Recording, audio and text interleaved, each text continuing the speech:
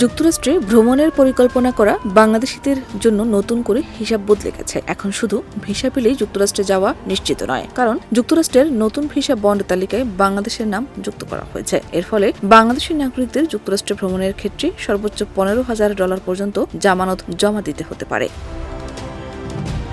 মার্কিন পররাষ্ট্র দপ্তর 6 জানুয়ারি ভিসা বন্ডের আওতাভুক্ত দেশগুলোর তালিকা হালনাগাদ করে। নতুন এই তালিকায় বাংলাদেশ সহ মোট 38টি দেশ যুক্ত হয়েছে। নিয়ম অনুযায়ী এসব দেশের নাগরিকদের ভিসা দেওয়ার সময় কনসুলার অফিসার চাইলে $5,000, $10,000 বা $15,000 পর্যন্ত বন্ড আরোপ করতে পারবেন। আবেদনকারীর ব্যক্তিগত তথ্য ও ইন্টারভিউয়ের ভিত্তিতে এই অঙ্ক নির্ধারণ করা হবে।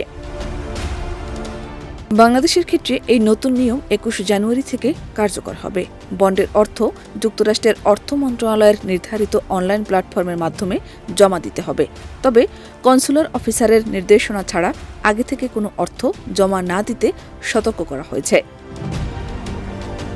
মার্কিন কর্তৃপক্ষ জানিয়েছে, এই পাইলট প্রোগ্রামের উদ্দেশ্য হল ভিসার মেয়াদ শেষ হওয়ার পর যারা যুক্তরাষ্ট্রে অবৈধভাবে থেকে যান তাদের নিরুৎসাহিত করা। যেসব দেশের নাগরিকদের ওভারস্টে করার হার বেশি, মূলত সেসব দেশকে এই তালিকায় রাখা হয়েছে।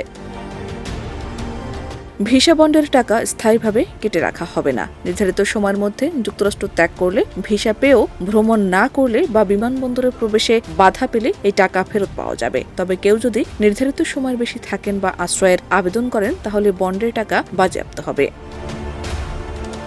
এছাড়া বন্ড প্রদানকারী বাংলাদেশিরা শুধু 3টি নির্দিষ্ট বিমানবন্দর দিয়ে যুক্তরাষ্ট্রে প্রবেশ করতে পারবেন। এই নিয়মে যুক্তরাষ্ট্র ভ্রমণ বাংলাদেশিদের জন্য আরও ব্যয়বহুল ও জটিল হয়ে উঠেছে। শাহনাজ পারভীন, দেশ রূপান্তর।